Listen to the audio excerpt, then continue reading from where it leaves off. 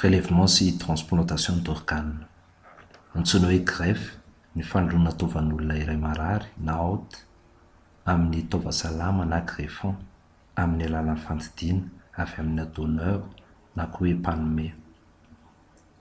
Marihina fa ny transplantation dia miavaka amin'ny greffe noho izy mampifandray lalan-drà. Ny code de la santé publique dia mitahiry ny code de déontologie médicale izay mandrindra ny fanatanterahana ny asa fitsaboana anatin'ny fanajana ny soatoavana na etika. Anatin'io code io dia ahitana ny loi bioétique izay mifehy fandrosoan'ny biolojia na fianarana momba ny velona sy ny médecine na fitsaboana marary. Antsoina hoe don d'organe ny fangalana taova amin'ny donneur tsy antenainao velona intsony, tratran'ny atao hoe mort cérébrale na velona hitsaboana ny receveur na mpandray tratran'ny fampitehana gravy amin'ny taova hosoloina. Ny taova azo afindra dia mety régénérable, izany hoe mety mitsiry indray toy ny aty sy ny moelle osseuse, na non régénérable, izany hoe tsy mety mitsiry toy ny vo, ny afokavoka, ny fo, ny cornée, fon'ny voamaso aloha sy ny sisa sy ny sisa.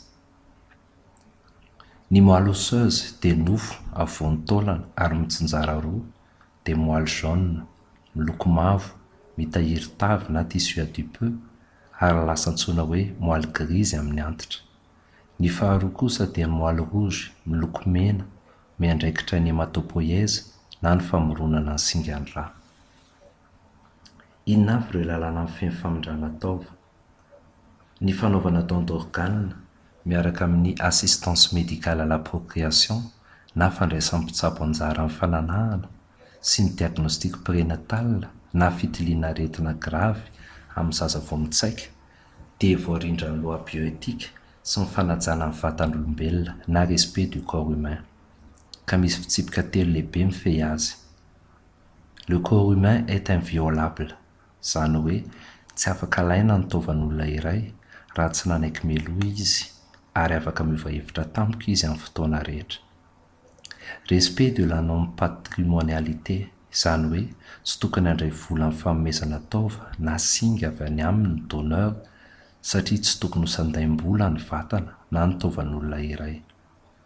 Secret médical, ka tsy tokony ho fantatra pahabe-maso ny donneur sy ny receveur ary ny dokotera amin'ny ankilany roa ihany no afaka mifampijery ny dossier no rafetiny momba ny donneur sy ny receveur raha ilainy izany.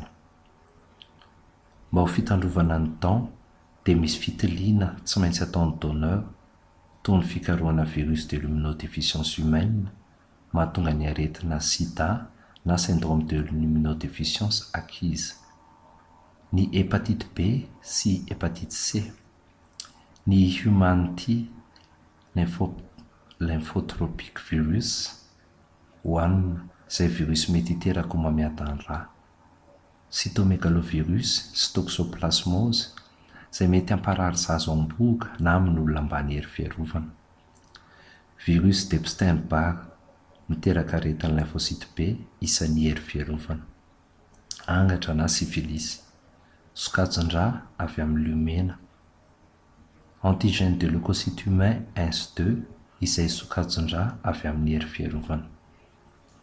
Noho izany, tsy azo atao ny transplantation raha toa nahitana virus de l'immunodéficience humaine IN2 na humanity lymphotropic virus IN2 na koa hépatite C ny donneur.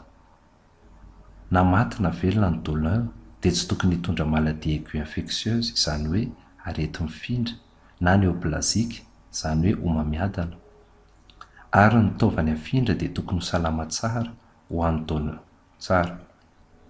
Ho an'ny donneur velona dia tokony hamarinina tsara ny fahasalaman'ny vo na ny aty faharoa. Amin'ny receveur miandry famindrana taova dia mbola misy koa ny fitiliana virus samihafa, antigène de leucocyte humain, cross match na fampifangaroana ny rà ny donneur sy ny receveur raha mety miaraka.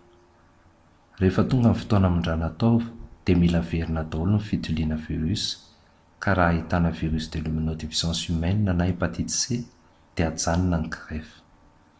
Raha positif ny cross match, izany hoe potika ny lymphocite, dia ajanona koa ny greffe.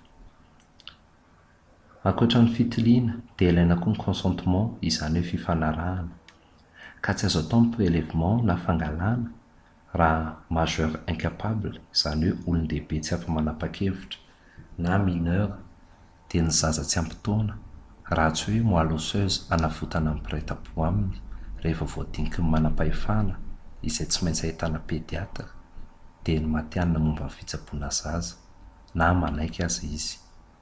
Raha mandamo izy dia tsy azo atao ny fangalana.